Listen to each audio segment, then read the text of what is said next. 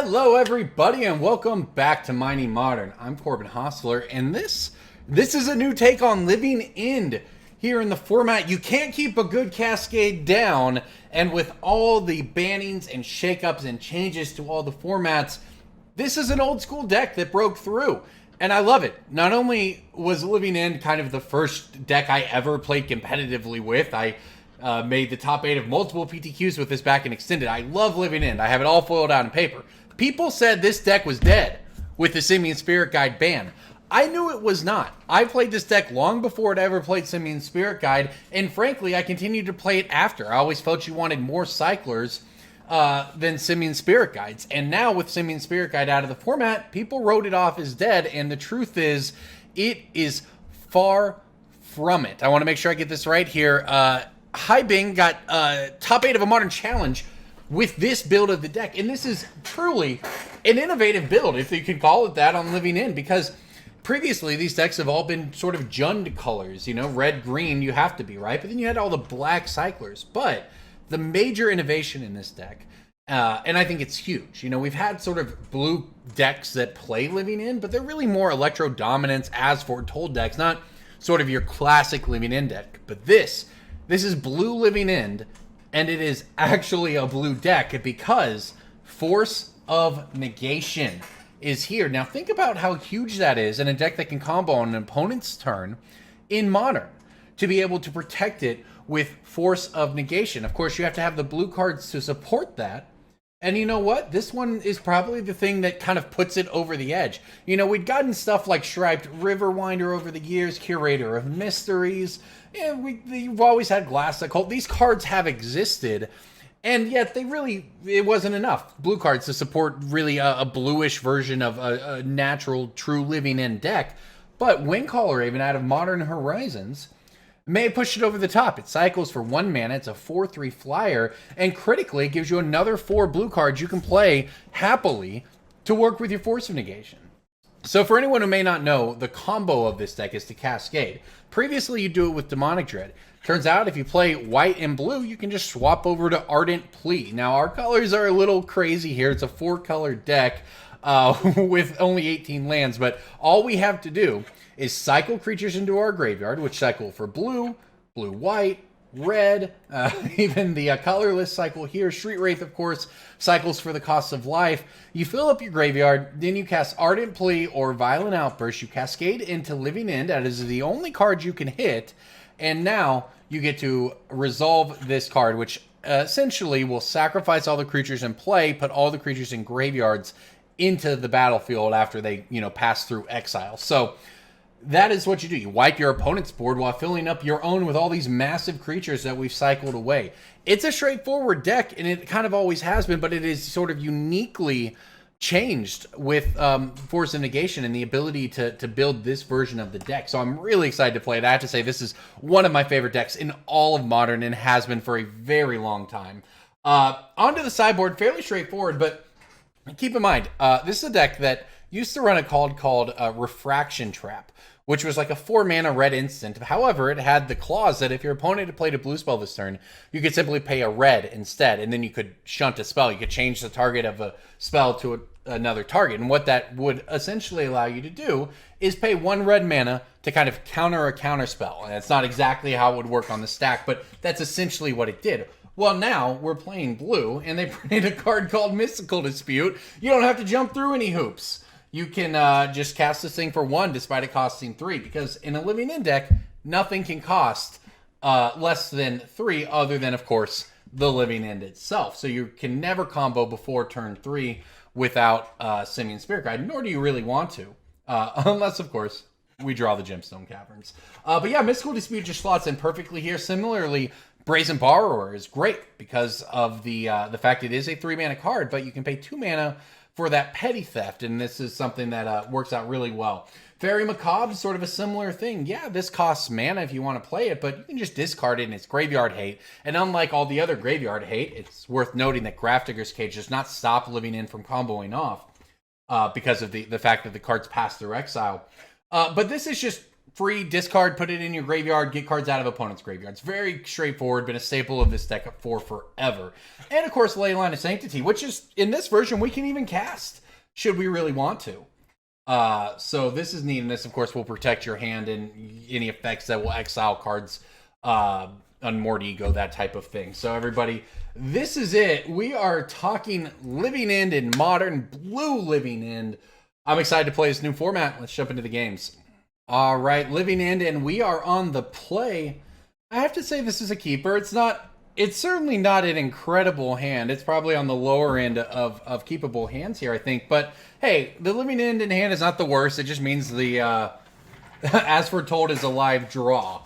And we've got Cyclers and we've got mana. That's really all you need, right? Only down the Spirebluff Canal here. There's a chance we get a fetch for a basic and save ourselves some life down the line. We'll see.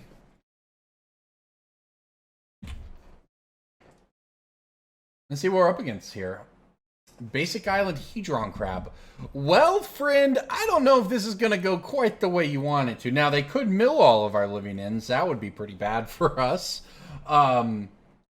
Other than that, though, I have to say, I don't think they wanted to see Living End when they played a turn 1 Hedron Crab.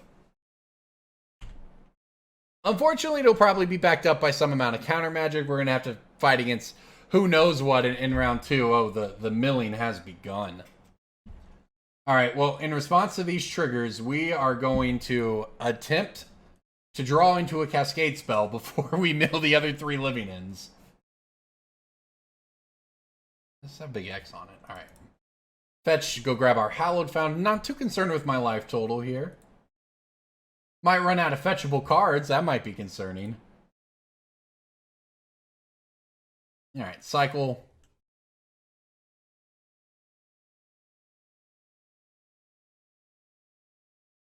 Okay, sure. Cycle again.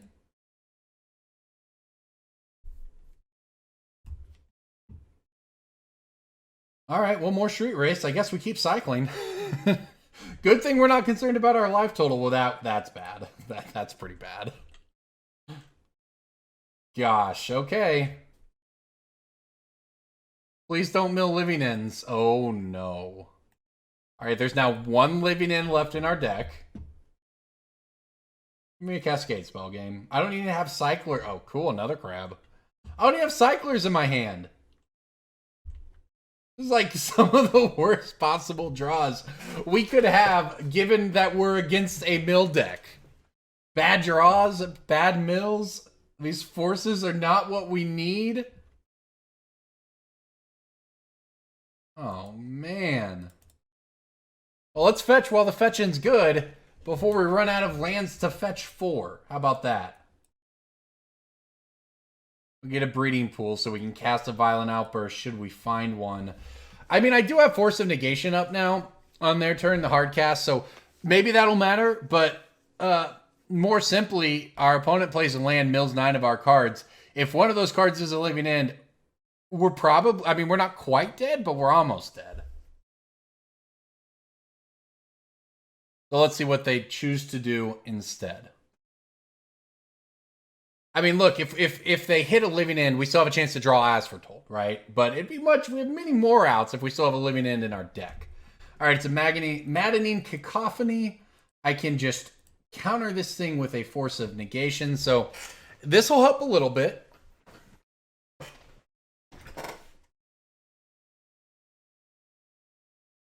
Oh, and they don't have a 3rd land? Maybe. Oh, wow. Okay, well, we're live again. Let's see what we can do. Okay, we'll Street Wraith again into a Desert Cerodon. Okay, well, I guess I can cycle this. An Ardent Plea. Okay. Whew! That was scary, folks. Let's Cascade. Let's go find that 4th Living End. The last one in the deck. The only one we will be resolving this game. But I think it's enough. I think it is enough. Our opponent now has no creatures. We have all kinds of triggers. Not that this really matters.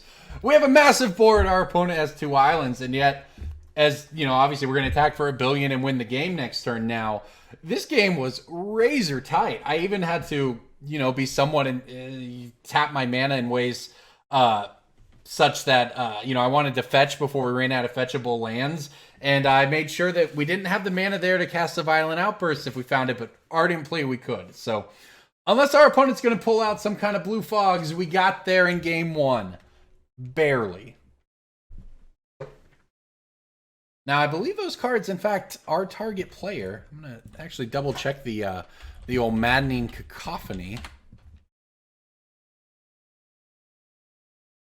Each opponent mills 8 cards. All right, well, that actual one does not target, but certainly some of their spells do. I believe Hedron Crab does, but the other crab, Ruin Crab, does not. I'm going to double check that real quick here. Yep, Hedron Crab is target player. Ruin Crab is each opponent. So functionally similar in their deck, but one targets us, one doesn't. And of course, you can't mill yourself with a Ruin Crab. With all of that said, I think I want a lot of these cards. I'll see how much we can cut, because the thing is, I want a bunch of this.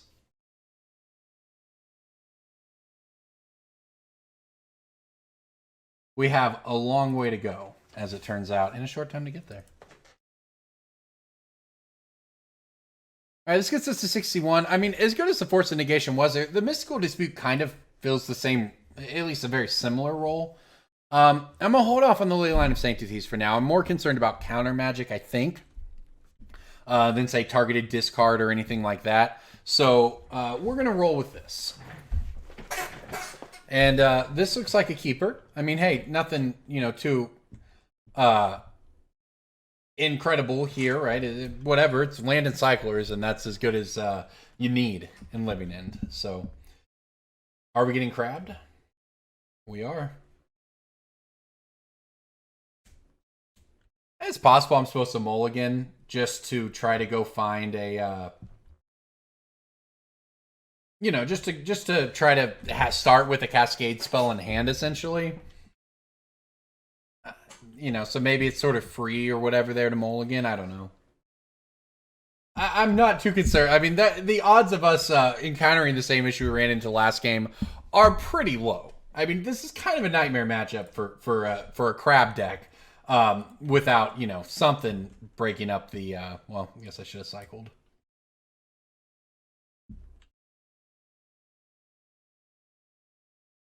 I mean, they're going to need, you know, counter magic or graveyard hate or something. They can't really mill us faster than we can living end them out, at least in theory.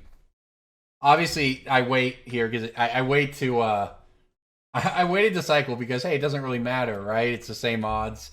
Essentially, and obviously the top card both times was in fact a Cascade card. Now let's see what we find when we do cycle. Not a Cascade card. All right, so we've got only one Living End in the graveyard so far. We've got our colors. So, you know, until all of our Living Ends are milled or whatever, kind of we're digging for the last one. It's sort of the same to just wait. But let's see what they want to do this time around. No land again? Okay. I'm going to give your Hedron Crab flying. There's a Street Wraith.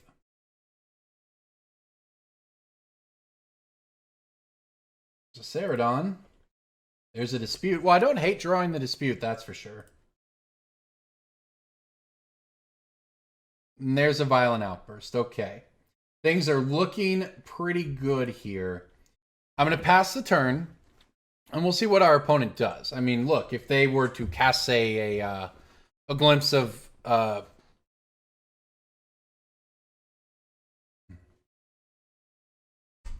now we sort of have decisions, right? Do I just let them do this? If a graveyard has 20 or more, ours has 21.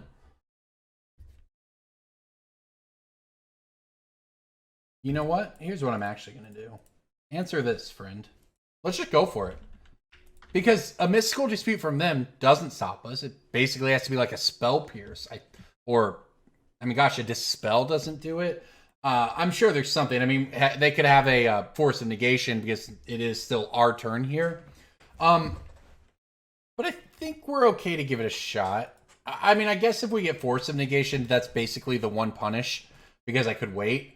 And if that happens, I mean, we're actually in a fair amount of trouble. They're going to draw a billion, but it doesn't happen. And now they don't even get to draw 3 off of the Visions of Beyond. So it's also, they're only going to have 3 mana. So I guess barring like a whatever Bantu's Last Reckoning or whatever the card is, 3 mana wraths are pretty hard to come by. So this might just be good enough. That's certainly the hope.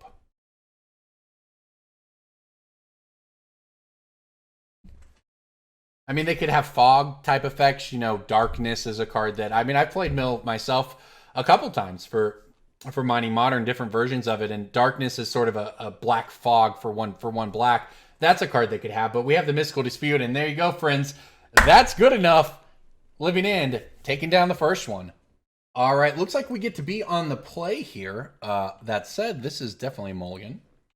And likewise, this one is definitely a keep. I mean, look, I'm not loving the Living End in our hand, but there is one As Foretold in our deck so that we could play it from our hand should we wanted to. However, it turns out when you mulligan, you just get to put that Living End right on the bottom.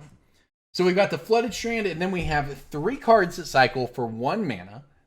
And then we have our combo cards. It's sort of a 1 card, sort of the original 1-card combo deck in Modern, where all you have to do is Cascade. It required giant deck building restrictions, of course. Nothing in your deck can cost less than 3 mana, except for the Living Ends. So it's been in a really sort of interesting spot in Modern for a really long time. It's just one of the cooler decks. I mean, I have to say, Cascade has broken everything, 4 or 5 times at this point. And yet, Living End and the Cascade interaction is sort of the one that's been around the longest, if you don't count, Hypergenesis Extended back in the day.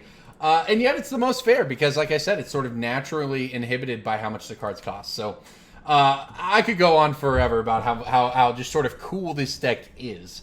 But instead, I'll just pass the turn and see what our opponent's up to here. And begin doing our thing. So, interesting, we have to keep track of the crazy mana here. Looks like we need blue, red, green. This is probably the safest bet.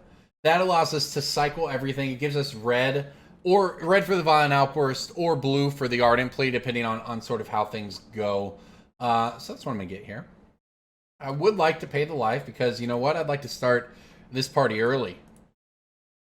And the great thing about Living End, too, and granted, this is less of a thing with the London Mulligan in place, but the fact that it has so many cards that cycle for 1 mana, it just increased the amount of playable hands this deck had, playable hands you could keep, by a really big amount, which is just sort of a neat interaction. Because we're going to need it. I mean, we're playing 18 lands, and you can see why. Now, you are seeing sort of a small downside at play here, because that forest, while it will, if we find another land, help us cast the Violent Outburst, it does not help us cycle this Glassdust Hulk out of our hand. So, good news, though, we have the Force of Negation if our opponent does anything crazy. Just want to find a land for our part here.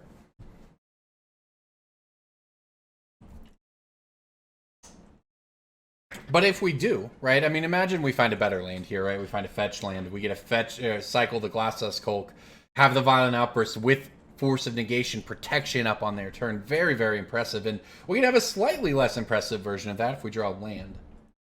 Unfortunately, we did not, so to the cycling we go.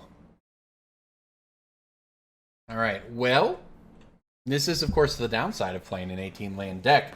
Absolutely confident in the keep, though. I'd keep a 1-lander with 3 cyclers a million times over in this deck. It's what you do. And look, now we have Force of Negation. If our opponent's just planning on countering our stuff, joke's on them, right? And there you go. We're going to see that happen. We've got a graveyard full. We've got an in-step combo. Wow. If I'm being honest here, we actually have double Force of Negation up for this one. So now, granted, winning game 1 is not really the hard part with these with these sort of combo Cascade Living In type decks, but you know what? I'll take it. Alright, so the Outburst, the Cascade triggers. Now we will find the Living End, and I will attempt to cast the Living End. And see what our opponent has to say about that. But if they do have counter magic here, and we are able to fight through with these forces, you're seeing, sure, the mana is a little awkward. But heck, it's worth it, is it not? We would never be able to win this round, be able to win this otherwise. Okay, well, that feels bad. Yeah, here I am talking up a storm about how we can beat anything our opponent has, and we just get absolutely trounced by a Spell Stutter Sprite, which you may note is not a non-creature spell. We cannot counter that with our Pact of Negation, or Force of Negation. So, pretty clean answer from our opponent, gotta be honest. That said, gosh, I could try again. Oh, I don't have white mana. I can't try again. Let's see what happens if I play this As Foretold. They're going to let me resolve this? I don't know what the plan is with this As Foretold as of yet, but it certainly doesn't hurt. Alright, yeah, well, we certainly have enough in our graveyard. So now I decide if there's anything I can do about this, and the answer is no, I cannot. So we'll pass the turn.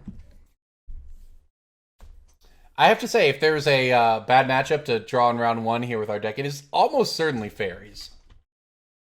The deck is perfectly designed to beat ours, and that Spell Stutter Sprite was just a massive beating.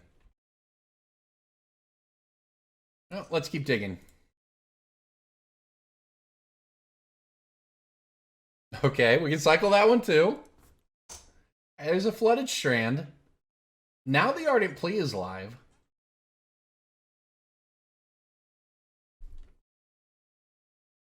The Ardent Plea is live, but the Force is not. Now, if I were to draw another land, I could actually hardcast the Force of Negation with that Ardent Plea. So, with that in mind, I'm just going to cycle this thing now. Might also, of course, find another Violent Outburst here. Desert Cerodon. Okay, I think we just pass. We can hardcast the Force of Negation, should we need to. Our opponent is not really putting us on much of a clock. We've dealt more damage to ourselves than they have. It's a... Okay, and you can see they feel the pressure there, the hardcast Brazen Borrower. So the beatdown is now real. There's 4 coming in, plus we're going to have to fetch, plus there's a Mutavault for the next turn. So rubber's going to meet the road here pretty soon. But I can cycle the Cerodon. I'm looking for another land so that I can hold up Force of Negation to cast with the Ardent Plea. That's why I'm cycling before I fetch. But let's see what our opponent's up to here. They're going to tap out. They're going to tap some mana for Bitter Blossom. They've got 2 in hand. So we might have a window here. Depending on what we can find. Certainly got a stocked graveyard. What is... Oh, I can give a creature flying. Okay, great. I'll give you Brazen Borrower flying. And this is... Look, this is why Living In is so cool, right? Like, we're just drawing through our deck to find more combo pieces. Our combo piece got countered. Nothing we can do about it. Our second combo piece got countered. But here we are, setting up future combos while digging for combo pieces. Very unique in that way. Now I face a bit of a choice, but... Let's go for it. I mean, our opponent only has 6 by my count, so we're not dead even if this doesn't work. You know, unless, of course, something else were to come along. But let's see what happens. All right, well, Street Wraith is not what I'm looking for. Let's see what we find. Another Ardent Plea, huh? Well, if our opponent has a flash creature, we're dead no matter what. If they don't, it's not like it necessarily is a lot better. I'm going to go ahead and cycle this. Because finding a land, if it's a white land, or the ability to fetch out white, would give us double Ardent Plea, which is kind of the same thing. I'll give it a shot here. Now, this is a... I don't know if this is greedy, but it is what it is. Now, I could play this as a blocker. I don't think that's what we want to do, though. I think we just have to go for it and hope that our opponent's 2 cards are not more counter magic. We'll put our living in on the stack and see what happens. It looks like the bad stuff is happening. Wait a minute, this isn't... I say, wait, this isn't a fairy. That means I only have to pay 2. But you know what? That's not how this works. You'll notice... Instead, we have to pay 3. Because this is a tribal enchantment fairy. So the 3, it is 3. Unfortunate. That is why it was countered. We could not pay the cost. I do get my Ardent Plea. I guess I have some Exalted out there. We made the right decision to go for it, though. Because the Spellstutter Sprite was going to add the lethal. So... Fair enough, we'll move on to game 2 and hope that we don't get run over by Spellstutter Sprites this time around. I don't really know if Brazen Borrower is good or not. I do know that the Mystical Disputes are obviously very good here. There's only so much you can cut with this deck.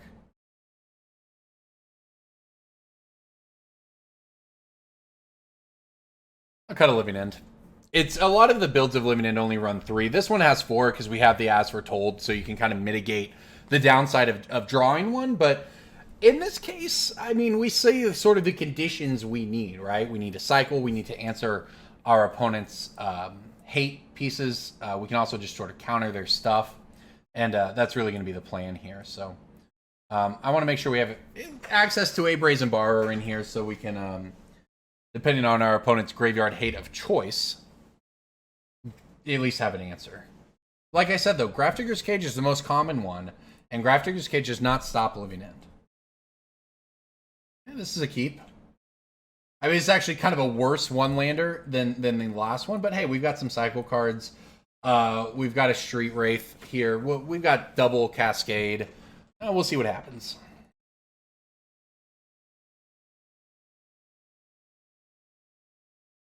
Having the Living End in hand, not where you want it, it must be said.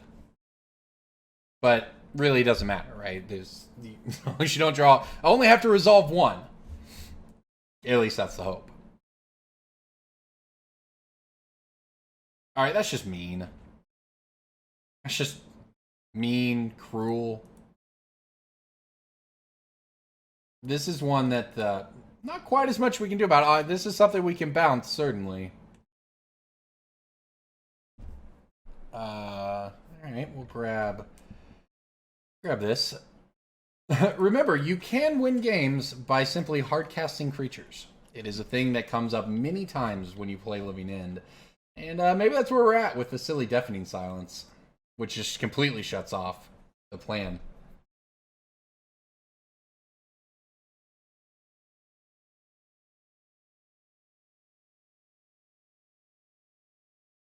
Interesting that my opponent has white mana for this. Yeah, I kind of, expect fairies to be blue-black, but heck, this is a heck of a sideboard card, isn't it?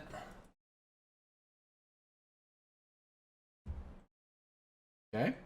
I think I'm actually not going to do myself damage here, given the sort of position we're in.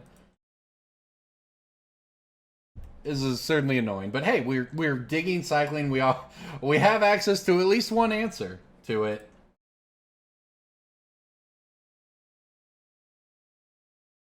And if not, hey, we're working our way up to casting some of these cards. This is also where the As Foretold can come in. It's a pretty interesting sort of addition to the deck because what it does is it allows you in a weird sort of game like this. Think about that last game. You can get that thing up to 4 or 5 and start putting some creatures out.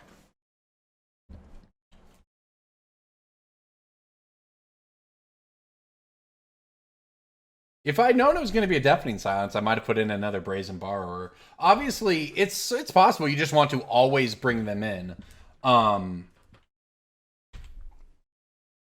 This also stops our deck. Very bad. This is very, very, very bad. These are not the cards our deck can beat.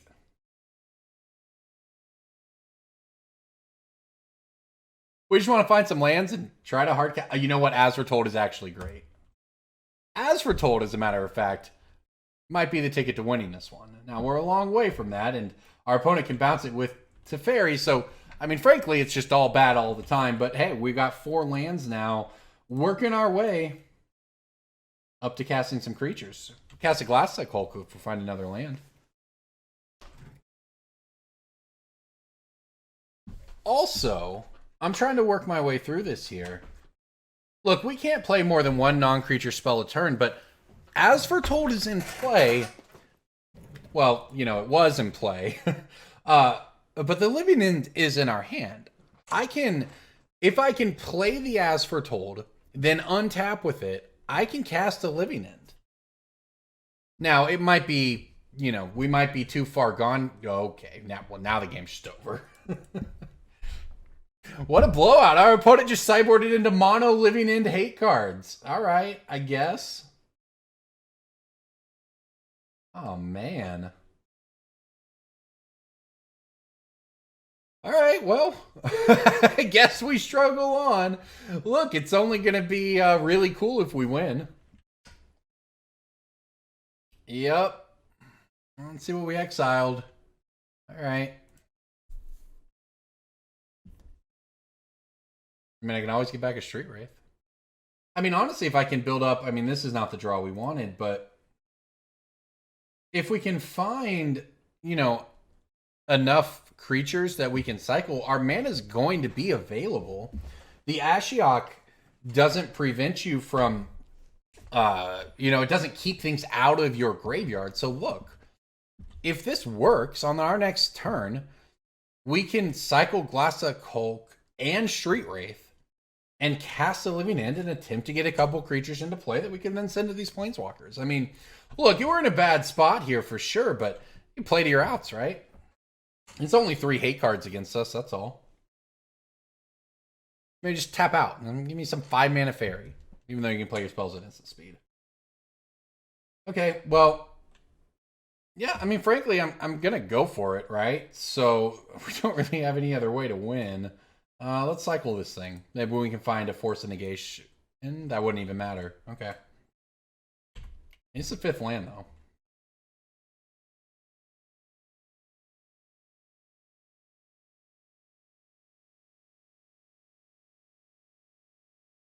All right. Oh, wrong button there. All right, well, let's go ahead and give it a shot.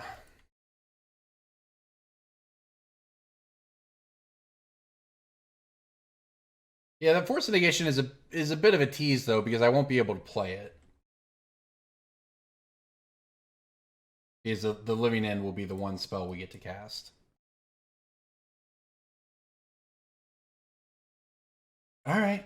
I mean, I do want to keep it up to cast. It's not like anything really changes here. So, hey, let's give it a shot. Let's see if our opponent just, you know, has nothing. Has actual nothing. I mean, for what it's worth, we can pay for a Spell Stutter Sprite. It has to be a Drown in the lock. Oh, should I have not cycled 1 card? Oh, it's just a Force of Negation. Just a hard cast Force of Negation that I can't do anything about. This isn't very fun. What is all these... Why didn't we ban Teferi out of Modern 2? No, this is all perfectly reasonable in terms of the format. Just very unfortunate for us in this one. This is one of your worst matchups for sure. Regardless of the hate cards. Just simply the play instant speed with lots of interaction deck is not exactly where you want to be facing. We want like elves or something, right? We want our opponent to play 3 creatures by turn 3, and then we want to wipe them off the board and put 18 power in play. See if our opponent, you know, tries to lose their Teferi to hit the As Foretold. I don't think it changes. Don't think it means much here. And there goes our precious graveyard we worked so hard on.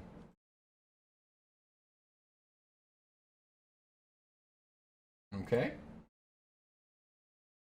Oh, you know what? I forget this like everyone else in the world forgets this. Force of Negation doesn't do anything as a stupid Teferi anyway. Teferi number 2. Static abilities on Planeswalkers were just the absolute worst thing ever. Planeswalkers are already stack pieces in the sense that, you know, the more planeswalkers you have, the harder it is to get rid of the planeswalkers. Putting static abilities on them that were also prison stacks type effects, namely Ashiok, Teferi, Narset, the only ones that get played, it was just, in my opinion, a very big design mistake. Even if it, you know, putting those abilities can help a format, in some ways, it's just such a feels bad, and they just stack more. They always have. And now that's just even worse. So, that said, I guess we can start trying to cast some creatures. Funny, now we have plenty of lands and no creatures to play out.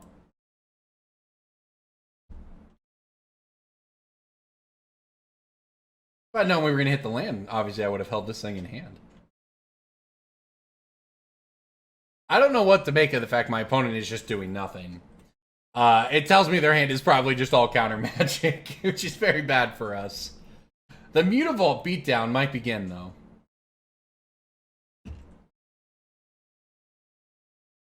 Alright, they're shocking one in, sure. If they didn't have all of the pieces, we'd be able to work around it a little better. But as it stands, I can't even try to work my way, you know, through the planeswalkers, and then, because I mean, hey, the Ashiok has limited lines, but this is interesting. My opponent's petty thefting our As Foretold here, which they don't need to do if they have counter magic for it.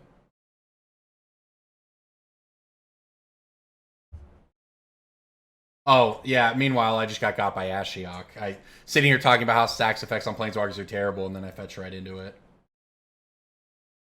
Not that it matters. This game's been pretty locked up for a couple turns, I think.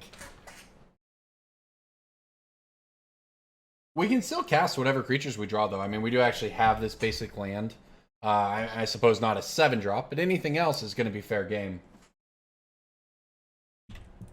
Oh, this is insane. My opponent says in chat, weird, it's not letting me cast a card from my hand. Well, friend, is the card you're trying to cast from your hand a non-creature spell, which your Deafening Silence prevents? They said, thanks, I'm slow. Well, friend, I just fetched into an Ashiok, so I think we're simply proving the point I've been talking about, you and me together.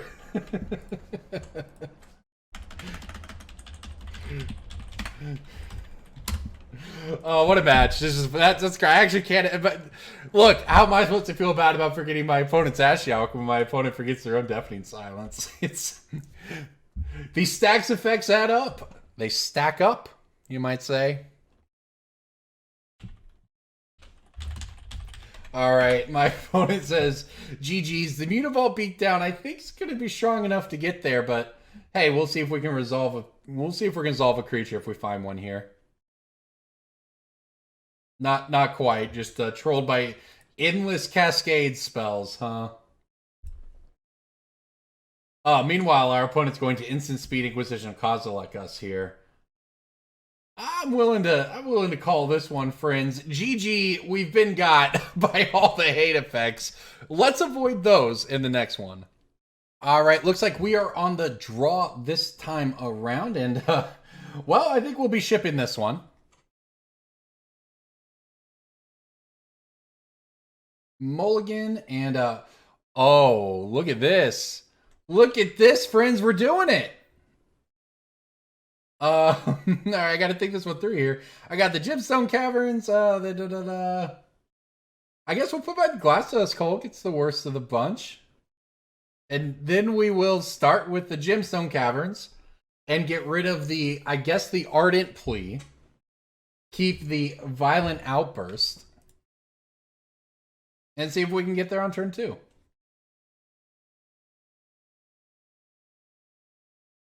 We'll have to hit a land, but hey, we can do it, right? Actually, how sick is this? I mean, not only does Gemstone Caverns steal the play, so to speak, right? That's what the card does. But in our deck specifically, and in this circumstance, we actually get to make use of this mana on their turn. It's not just a one jump ahead on your turn. We get to immediately start cycling thanks to our luck counter. which is certainly going to help us in the plan to combo on turn 2. We've got 3 shots at it, right? We've got 2 cycles and a draw step to find a land to go for a turn 2 living end. Simian Spirit Guide never left the format. Our opponent, by the way, looks like they mulliganed as well. Not a lot of creatures in hand themselves. So we'll cycle before we fetch. That found a land. That's what we're looking for. I guess I'm going to grab the Steam Vents now and continue cycling. Sure. Soul's Attendant can fly. All right. Living End, not what we wanted, but that's okay. We'll pass the turn. We will, on their instep, Violent Outburst, get back 16 power, which is lethal if they shock a shock land in here, right?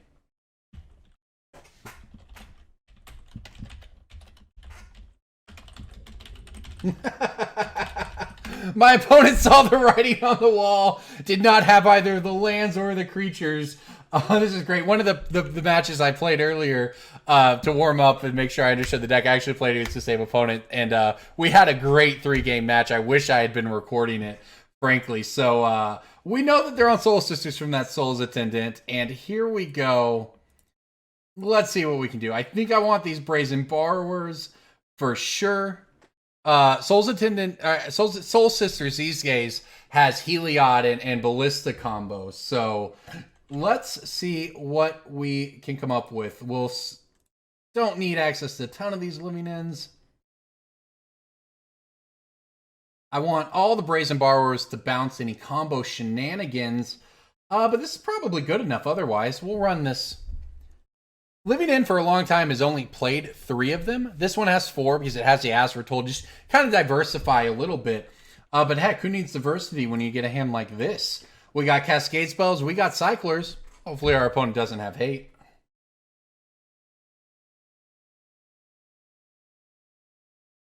Uh-oh. Well, I will say that I am a little scared that a turn 1 pass out of a Soul Sisters deck, when they kept 7, probably means a turn 2 rest in peace. So might have a little bit of a different ball game on our hands here. Yep, and there you go. So, all right, we're going to cycle this. Maybe I just don't cycle. Maybe it doesn't really matter. I mean, look, literally all we're doing at this point is making land drops and hoping it's good enough. And there's more to it that I haven't really gotten to yet. We'll see if it comes up. Remember, Living End, not only does it bring your creatures back and combo and all those great things, it also wipes the board. And that is something that could very much come up when our opponent is playing a bunch of creatures. Because, look, if you can wipe their board and they overextend, you got all the time in the world, right? So we just want to make sure we keep making land drops as we go here. And I think that means, for now at least, we just take the turn back. I'm not even going to play the fetch land because I don't want to fetch. I want to draw lands because this is a game where we're going to have to beat the rest in peace. We're going to have to cascade into a Living End to wipe their board.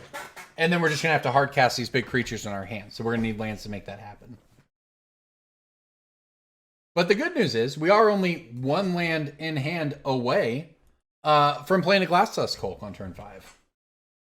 And, of course, we can do something like this. So now this also opens up some really interesting options. Now, our opponent, you notice, missed a land drop. But they do have a Rest in Peace and do have a Ballista. So let's take the 1 here. And then let's think this one through. Look, we'll go to the end step. I'll fetch. I'm going to get that Hallowed Fountain.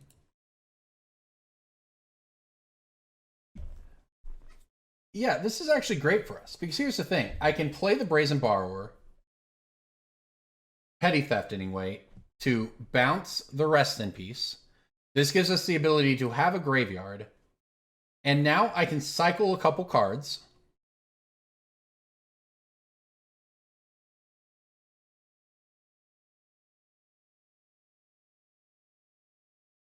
Move to our turn. Our opponent's discarding the hand size, actually.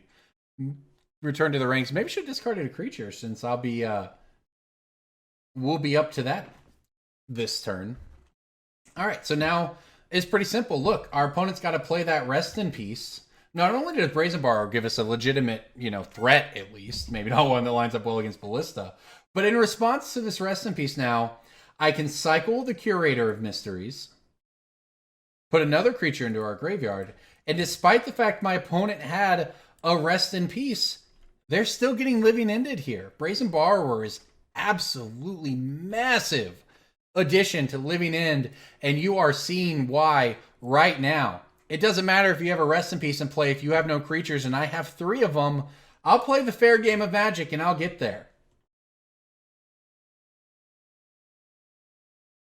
All right. Rest in peace, my friend. We get a swing for... It's funny, if I had another mana, I could swing for more. What do we have here? We have 10, 14. This is actually kind of... I wish this... Well, our opponent has sees the writing on the wall, but if that Spirebluff Canal had come into play untapped, I actually could have shown you one of the cooler things about Living End that very rarely comes up. But let's read Violent Outburst, shall we? It has Cascade on it. That's all anyone has pretty much ever cared about in the history of playing this card, outside of perhaps, what is that, Alara Reborn Limited. But the second line of text, creatures you control get +1 until end of turn. Okay.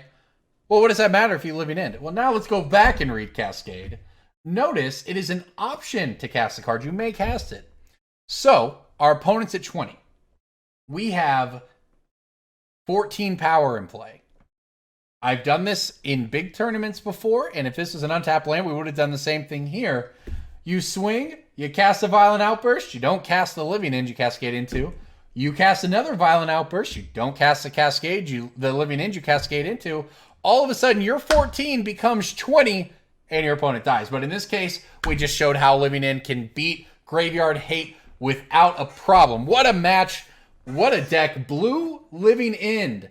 I did not think this deck was going to be back on my radar anytime soon in Modern, but I love that it is. I'm excited to see where Modern goes as a format. Everybody, thank you so much for watching Mighty Modern. I'm Corbin Hosler. You can find Punting Pioneer and Mighty Modern every Thursday here on Cool Stuff Inc. I'll see you next week.